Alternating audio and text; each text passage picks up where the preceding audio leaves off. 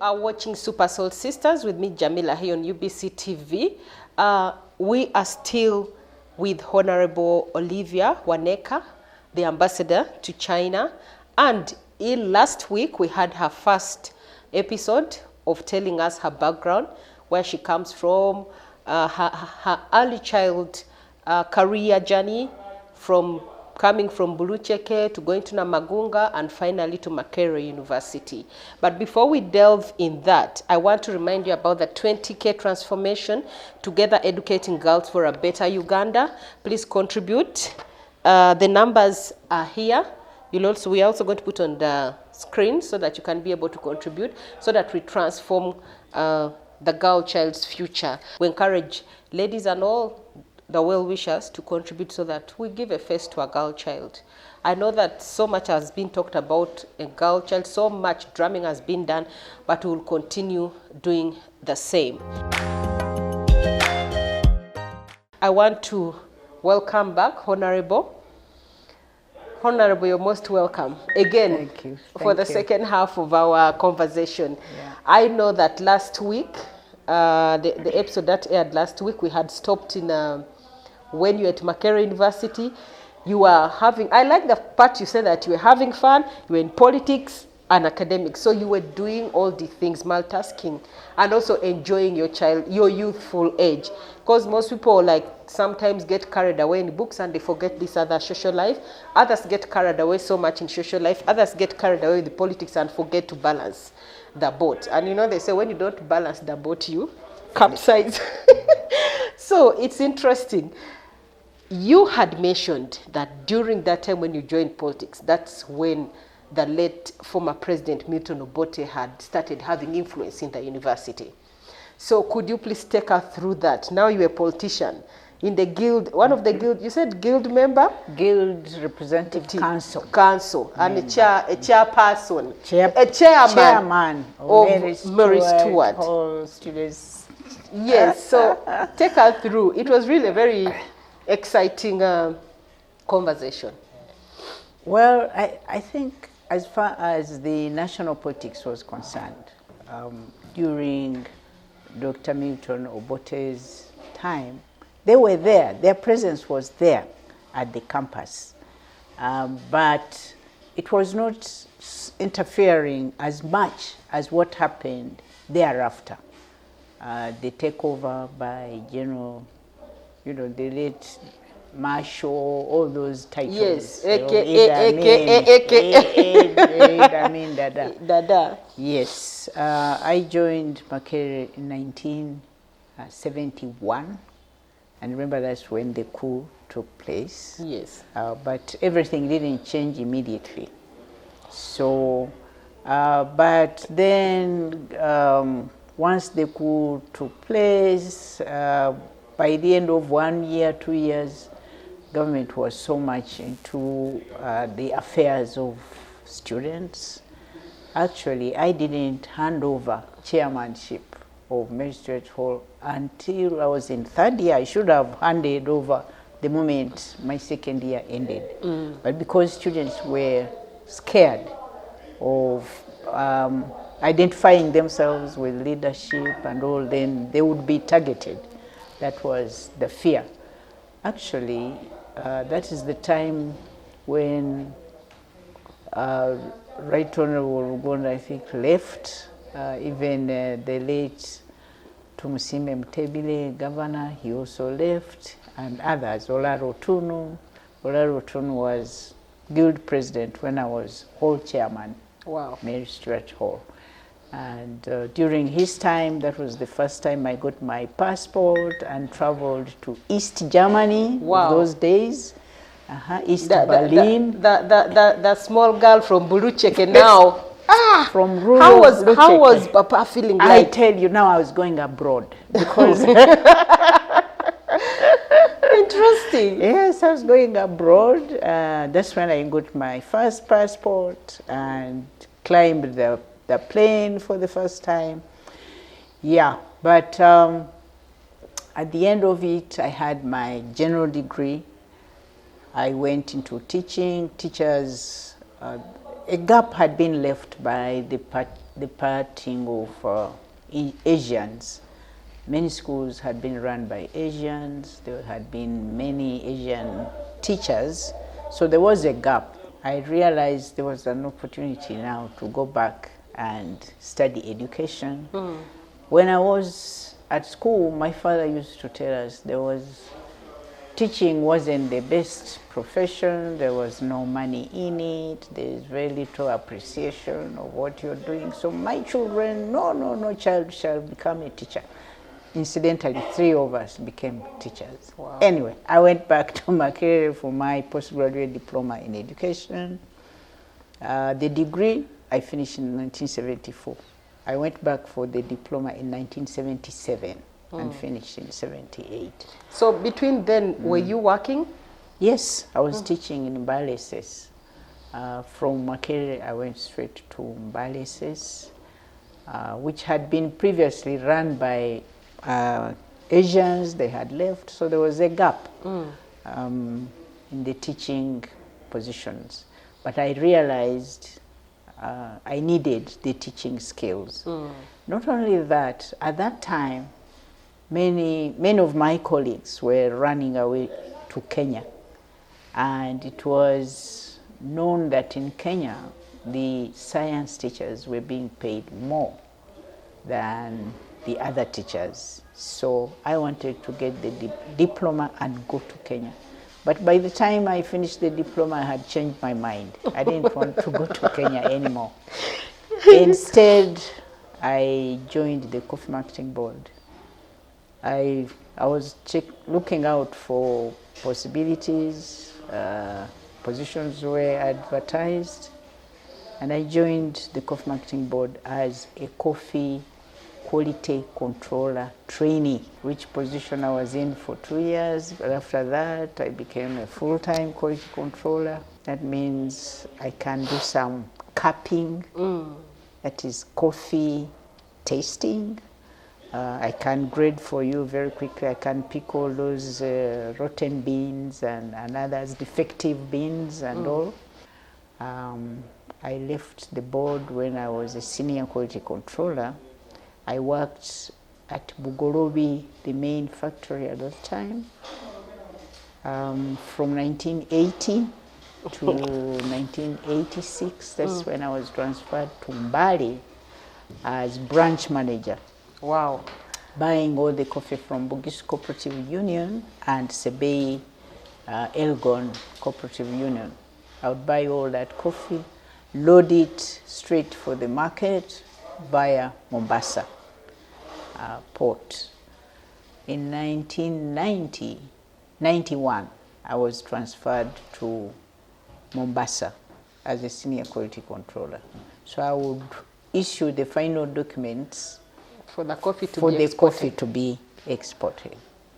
1995, when the board was dissolved, now it had to compete with private sector, and the future wasn't so certain. So I joined the Chagalanyi Coffee, which still is around in the country, one of the big competitors in the coffee world. I was with Chagalanyi from 95 to 99. Then I joined Yuga Coffee. Yuga Coffee is also a big coffee dealer here. I was with Yuga Coffee for like 2 years, 1999, 2000, then I joined Parliament. Wow.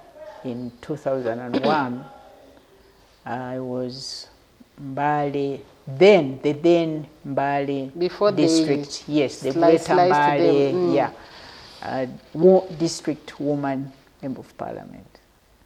By 2006, we got Bududa district.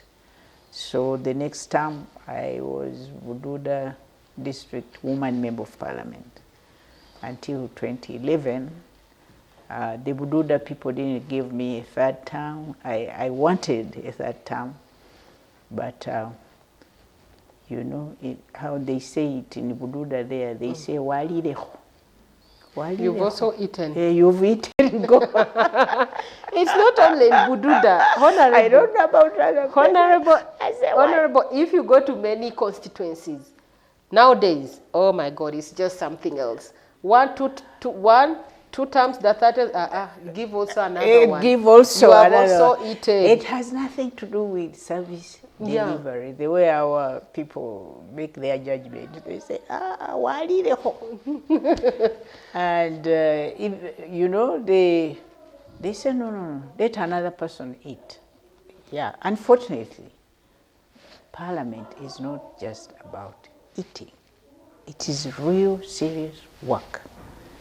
There is legislation, there is policy, influencing policy, there is oversight. Making. Yes, there is oversight It's of a lot government. of work.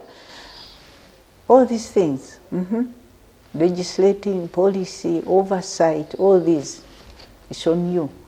And you're not doing it just sitting here in Parliament. You travel the world purposefully to come home You sit and in do a better committees. job. Yes, and in Parliament I was quite active. On the NRM part, I was very active. At one point, I was the General Secretary of the NRM caucus, which you must have heard about. Yes. It does exist up to now. And on committees, for the first 5 years, I served on the Committee of Appointments. Wow.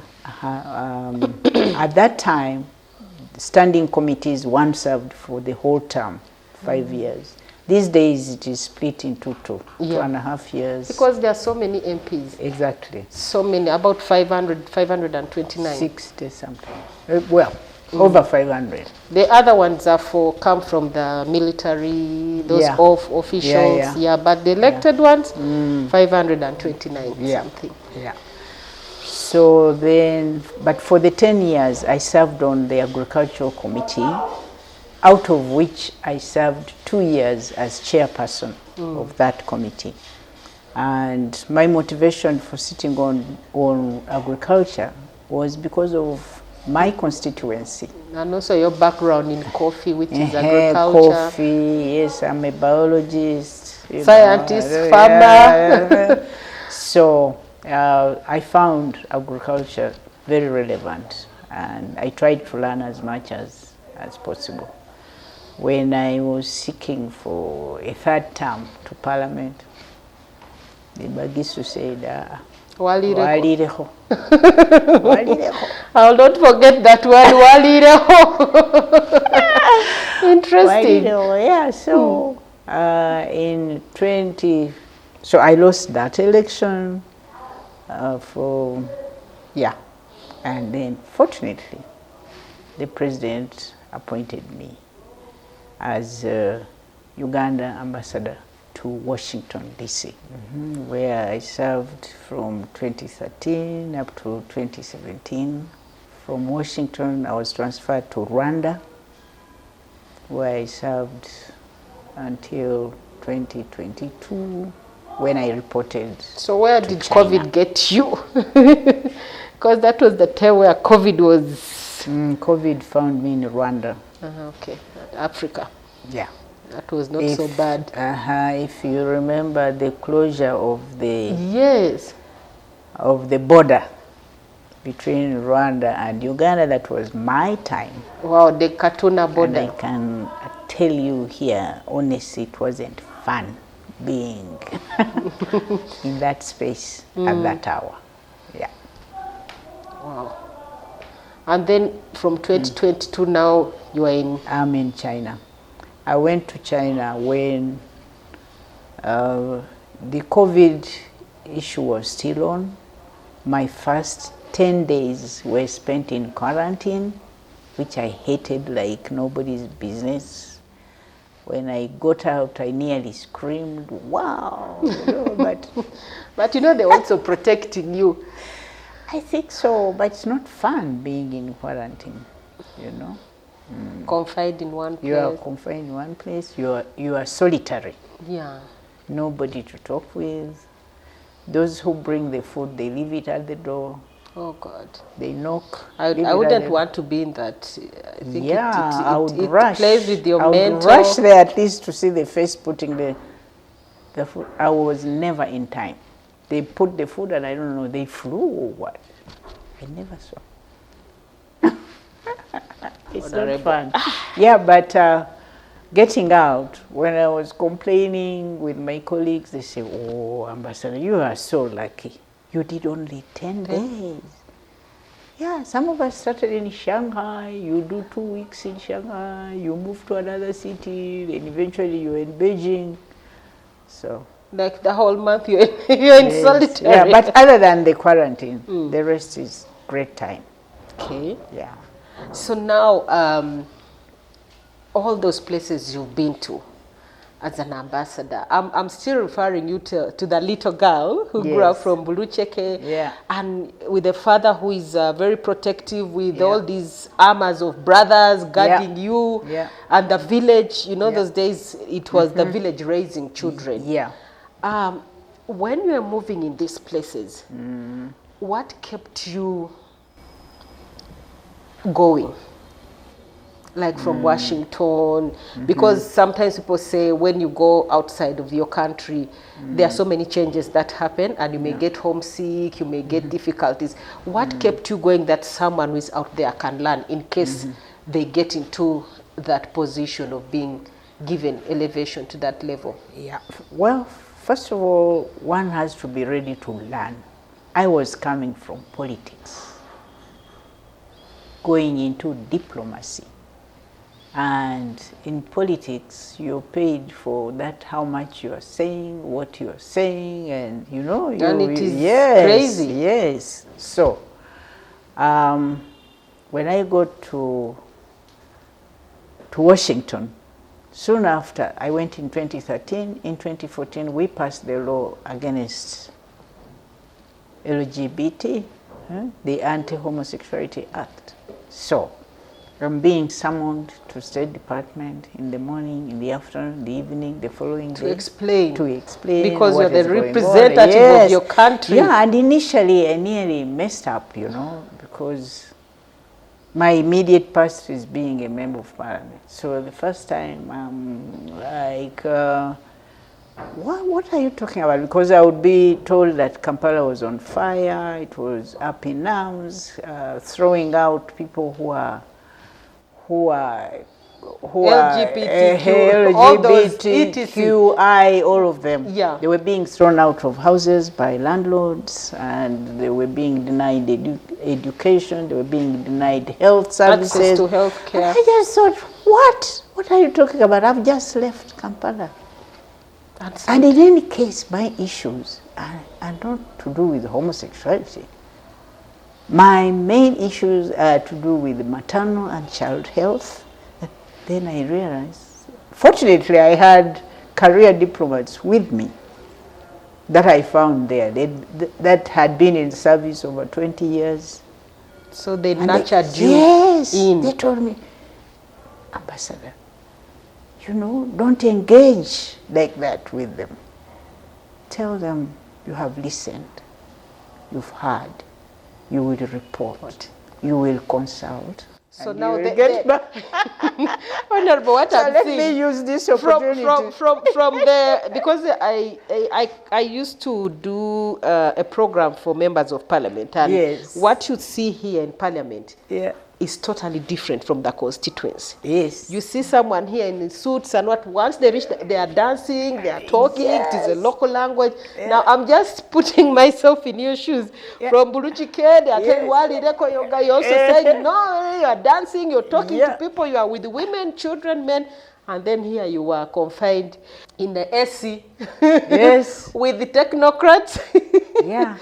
How would you, I'm just imagining what would be running in your mind then. How did you manage? You know, so I'm telling you my initial experience. Fortunately, I used this opportunity to even mention their names. I found Ambassador Alfred Nam. And currently, by then he was a counselor, now he's Ambassador Guma, Muganda. You know, they calmed me down. They say, you know, Ambassador, you listen, do more listening than talking, than challenge. Don't challenge them. Listen and promise. You'll report, you'll consult, those were my initial lessons in diplomacy. And I guess I've improved along the way. Now you I do more listening. Now you can mentor. Yes, I can. You can now speak with empirical evidence that you know what, go slow here, go slowly. Come on. Yeah. Wow. So the transition from Washington to Rwanda. Yeah. Could you throw some light on that? Because I'm seeing from Washington, you're dealing with so many things of LGBTQ, and then you come to Rwanda. What was it like, the experience? Well, these are two different countries, two different scenarios for me. In Washington, you're talking of support from the government there, of partnerships. You know, you must have heard of PEPFAR, you know, that is that health program. We are in Somalia, and we do engage, we do some partnership with them. We have NGOs here that are supported by the US through USAID, you know, and we have our diaspora. It's very vigilant, our diaspora in USA. Yes. So from that, then you come to Rwanda, and unfortunately in my time, that's when the border between Uganda and Rwanda is closed. Now these are two landlocked countries, which we should make land-linked countries, and the borders are closed, so what business would I have? Negotiation. So, because a lot is happening at the borders, business is happening at the borders, students are crossing from one country to the other, and you're talking of East African community, cooperation. So it was quite challenging and very different from the US. And in the US, I'm looking for scholarships. I could not look for scholarships. I mean, we are all, Rwanda, Uganda is looking for scholarships from the US. So it's a different scenario, but interesting in its own way. But it looks like God was sending you to clear path. When you look at it in a different perspective, because you went to the US and then the law of LGBTQ is passed, and then you have to deal with the answering, the calming down, you know, listening more and giving reports, and then from there immediately you come to Rwanda, another hiccup. Being alienated by some organizations, some offices, because you are anti-LGBTQI, all those. You know? The good thing you were this girl, the first always, so it's like that is how God had put you. Anyway, so now, all this, now they take you to China. Yeah.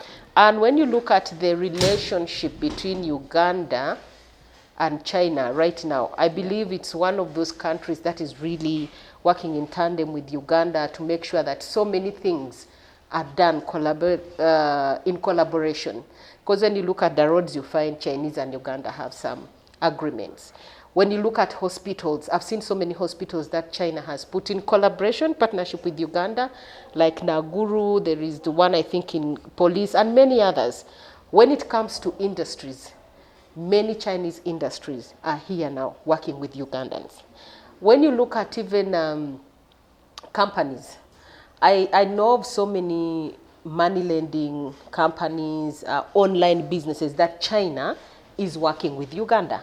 So you sitting in that position as a link between Uganda and China, and with all these so many opportunities, so many ties, so many things happening, What do you have to tell us? Well, starting with you yourself, please think about China. I'm sure where you are seated with such a program as Super Soul Sisters, you can find a way of engaging with China. China, they have, for example, all Women China Federation. It's a government agency. We can find some kind of relationship. Straight away, I can tell you, as a woman ambassador, having participated in the women's activities, I have had a donation of sanitary pads for our girls here. Of course, I didn't get a donation big enough to supply the whole country, but I did get a container full, which is an indication that this kind of engagement is possible. So that is from the women's perspective. But right now, China is a strategic partner as far as Uganda is concerned, as far as the whole continent is concerned. And to show that China is serious about this partnership, we even have what is known as FOCAC, Forum on China-Africa Cooperation. FOCAC. You better note it down somewhere, because that FOCAC covers our engagement. It's a framework within which China is engaging with the whole of African continent. And now, for us as Uganda, we do have a very good relationship with China. Even our head of state, President Yoweri Kaguta Museveni, is viewed in high esteem in China. References are made to him, which is great for us. Now, China being a strategic partner, it is us as Ugandans to wake up to all these opportunities. You've even just mentioned some. Let's go to scholarships. One area where, as we're seated here, we can all check is the Chinese embassy here. The China embassy in Uganda website.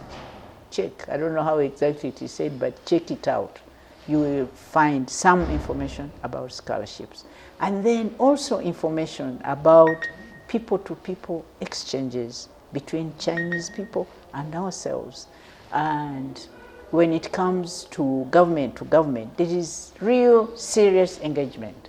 We have partnership in the area of peace and security. You must have heard of Luero Industries, National Enterprise Corporation. Yes. There we have in that area of peace and security. But already we are engaging, but we can engage some more. China, in the spaces that I am in, the diplomatic spaces, when they are engaging with ambassadors from African continent, from the whole world, for Africa in particular, for Uganda, the Chinese government officials, they will assure me, they will assure us, they do assure us that 30, 40 years ago, China was where we are now. And you know our hunger for development. Yes. Our hunger for progress, our hunger for education, for health facilities. So China says, we know what you're going through. We understand the challenges that you have. So we can partner in these areas and work together for a win-win.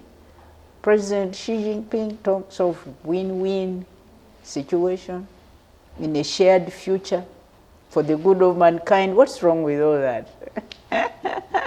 Yes, so scholarships, women-to-women engagements, people-to-people exchanges, Chinese government engages with ruling parties of various countries, I have met the Secretary General here of NRM, leading a delegation of some 25 people, but coming in as a ruling party.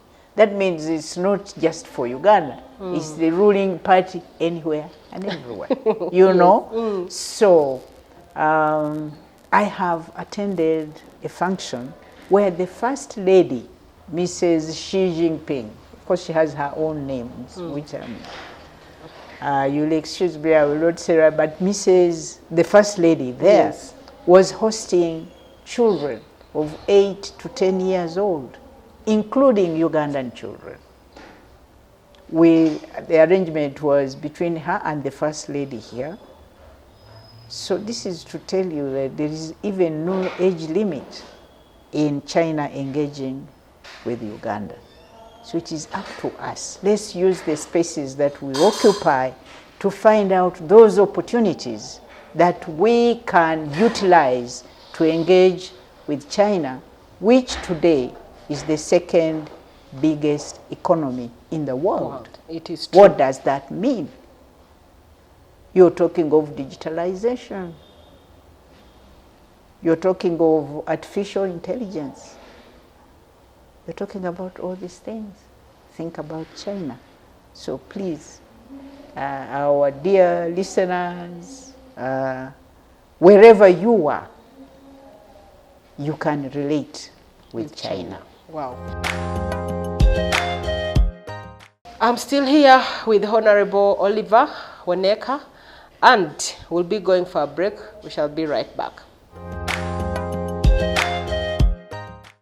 Welcome back from the break. My name is Jamila Luka, and you're still watching UBC TV Inspiring Uganda. I'm here with Honorable Oliver, the ambassador to China. And before we went for a break, we talked about so many opportunities that China has in collaboration with Uganda, and that we believe that you can tap into and make a difference in your life. This is what Super Soul Sisters does. We make sure that we bring ladies in the lead to share stories. We bring ladies in all corners of life to share with you their experiences so that you can learn something from it. When we went for a break, we are so happy. First of all, I want to thank Honorable Olivia for contributing some money, some good money, for 20K transformation together, educating girls for a better Uganda. She really did a very good contribution. Thank you so much, Honorable. Thank you for being a Super Soul Sister. Thank you for supporting the girl child.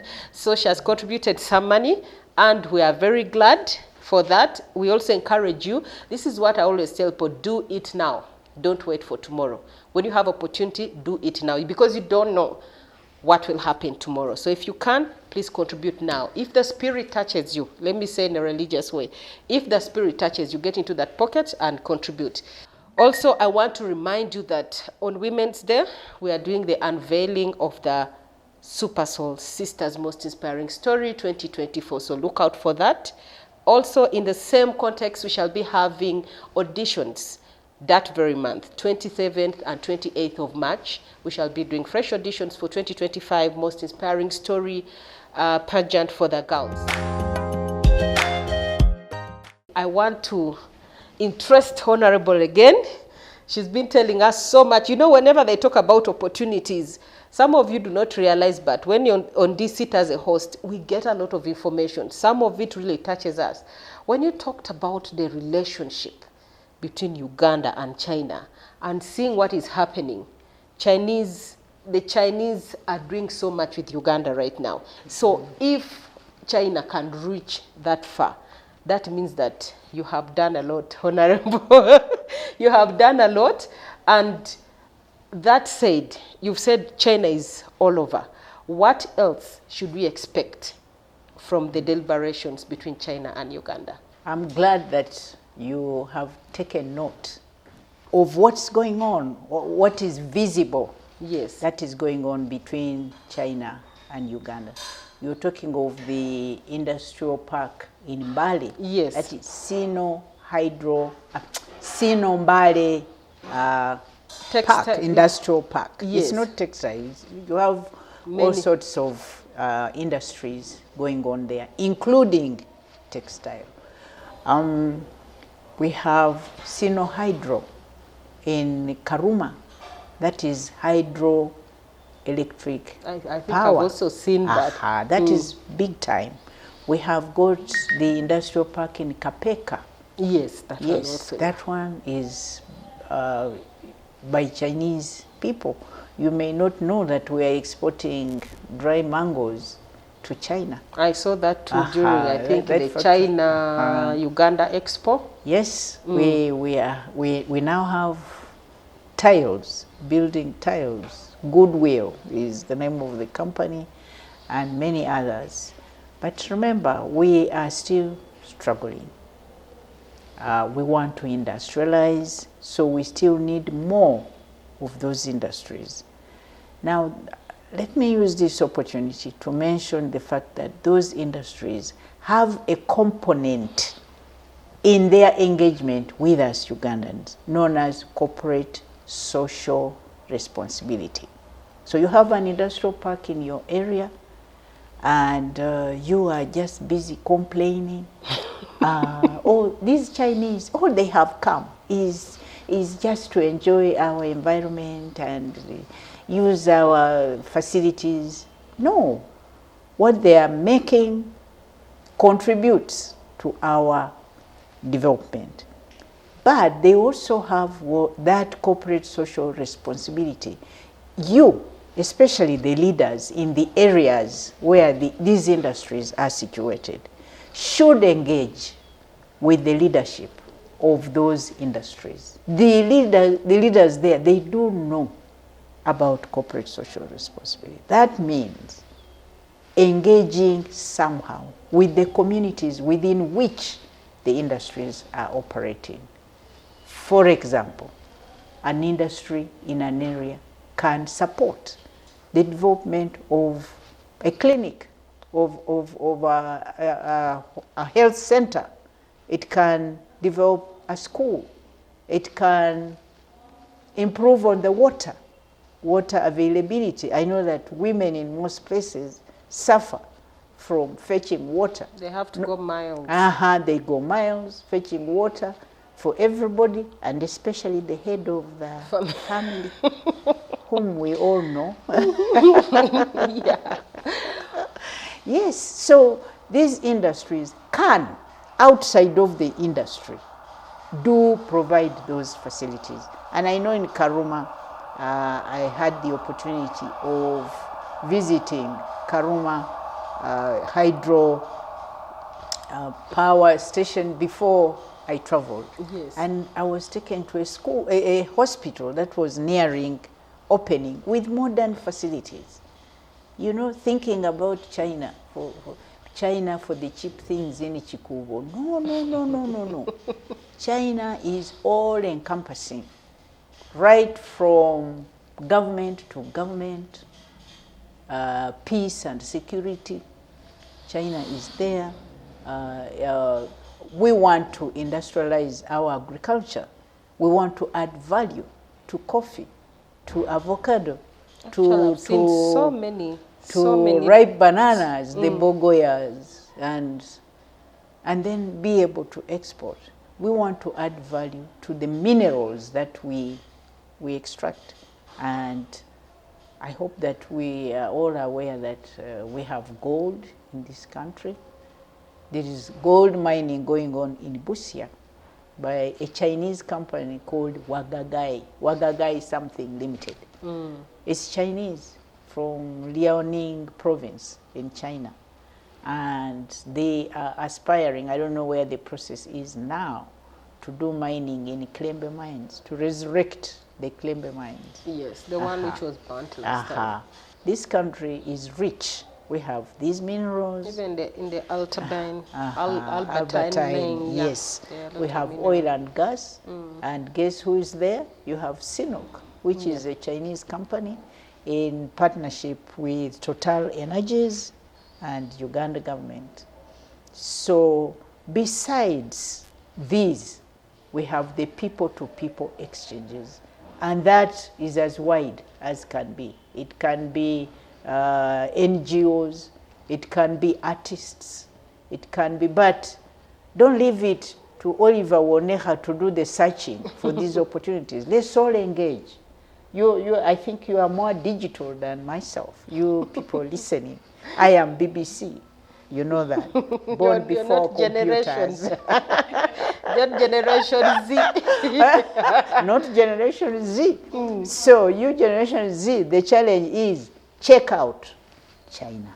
And the embassy is there to facilitate where possible. So appeal to the embassy. Our email address is beijing@mofa.go.ug, and I'm sure anything else you can find. Yeah. So I encourage all of us to be interested in China and not to think of China as the place for cheap stuff in the Chikubo lanes. No. Think of China holistically. Wow. From where you are, do what you can. Wow. And stop complaining. Take advantage of what is available. Wow, very interesting advice coming from you. I think what people should also know, from the little that I have read about China and from some of the products that I've used, actually, China gives you a grade that you ask for.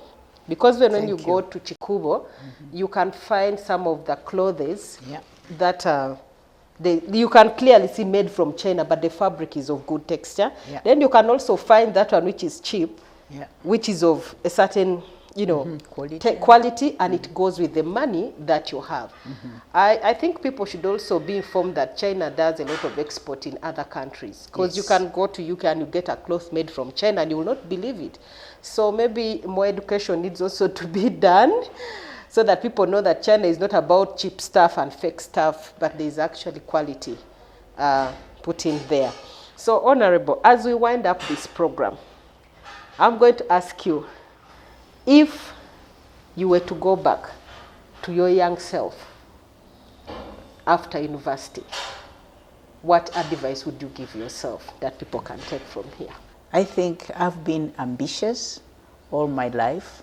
I've not achieved each and everything that I have wanted, but given where I am now, given my path, I think I've achieved some.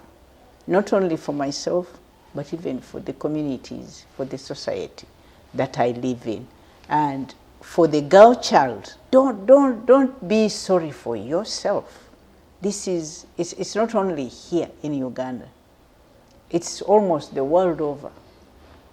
When I was working in the US as ambassador, I was surprised to find out that the government salary for the same job for a woman and a man, they are different.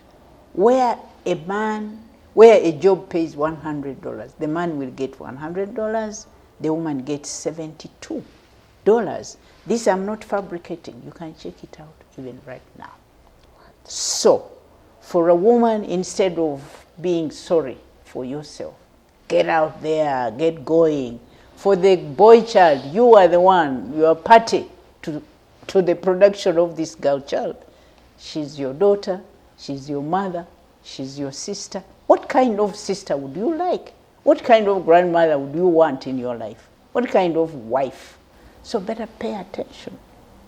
But I do remember that when I was in Parliament, if an issue came up that was gender sensitive, if we talked about the wife, treat your wife this, treat your, the men they would not be by that. But if you talked about the daughter, then the men walk out. Like the daughter can turn out to become a wife. So let's all, the men, the women, let's give attention to the girl child, but let's ensure that the boy child does take responsibility and takes the girl child as a sister, as a mother, we move together.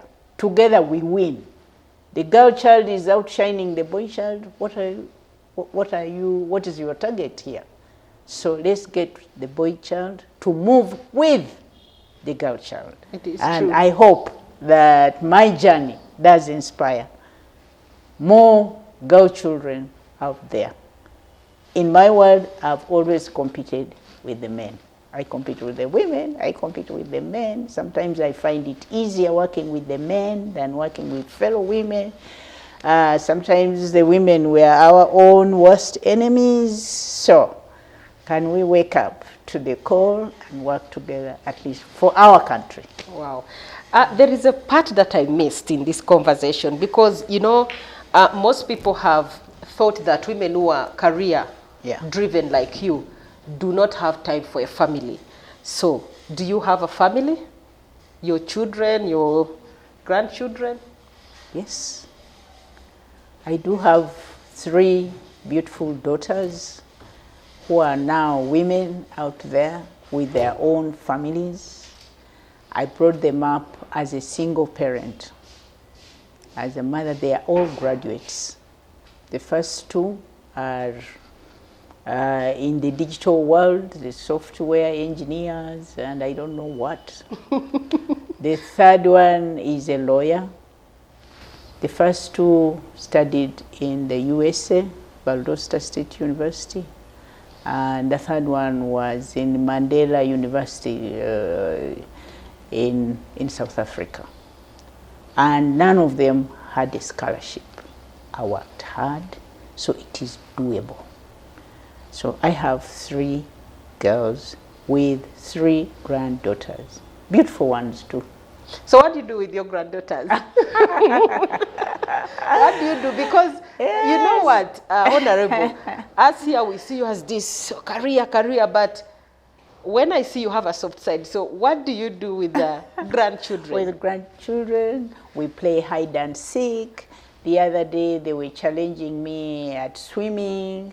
They were swimming, and I said, come on, Grandma, get into the water. Where are your floaters? I say, oh, I forgot them. Really? Can we lend you mine? Can you use yours? So, great time, great fun with my granddaughters. Yes. Wow. Yeah. Interesting. The last advice to anyone who is watching that they should go home with today. Well, it's been great having this opportunity as a super soul sister. Thank you for the opportunity. And I hope through this engagement, we do progress some. We share information, we share experiences. And if there are any questions, I am your ambassador to China. I am reachable. Interesting. It's been so lovely having you, Honorable. I have really enjoyed talking to you, enjoyed tapping some knowledge, enjoying sharing, enjoyed childhood. You took me back in time and I was thinking about this girl walking to school, all those barefoot, and then I see you now in shoes. So interesting. For those of you who are watching, thank you so much for tuning to UBC and also for following in with the program. I'm so glad that you're watching. If you're still watching up to now, that means you have enjoyed. And what you've heard from Honorable, you can reach out to the Embassy of China and get to know more. Nowadays, the world is digitalized, so you can go and check on their website and then get to see so many opportunities that are there. Also, I want to remind you to still contribute. Honorable has done her part. You see, the beauty about ladies who walk the talk, they don't wait to walk. They talk and walk. So she has done the talking and she has walked the walk by contributing to support the girl child. You too can do it. The numbers are there. 20,000 is just minimum, but you can contribute more than that. Also, still Super Soul Sisters brings to you another yet exciting opportunity on the 27th and 28th of March. You come for auditions for the most inspiring story. We want to prepare early so that when the grand finale happens this year, you will be rejoicing. This year, we've opened opportunity for the boy child as well. If you know you have a very inspiring story, please come and share with us. We will give you opportunity and you will get the best out of it. For the ladies out there, as we move towards Women's Day, remember we are unveiling 2024 Most Inspiring Story winners whom have been supported by FAWE, Uganda, with scholarships and mentorship. Plan International has also been part of the journey, and many more organizations that are coming on board. To all the godmothers who picked the girls, we thank you so much. We give you flowers because we know that you have understood the assignment of us ladies to uplift the fellow ladies. With that said, I want to give gratitude to UBC, the team behind Super Soul Sisters. You know, most of you see the face and the guest, but we have a big team of people who make sure that this broadcast reaches to you and it's all done perfectly well. Thank you, Honorable, for sparing the time to come and share knowledge, experience, and words of wisdom with Super Soul Sisters. My name is Jamila Oluka, and have a good evening.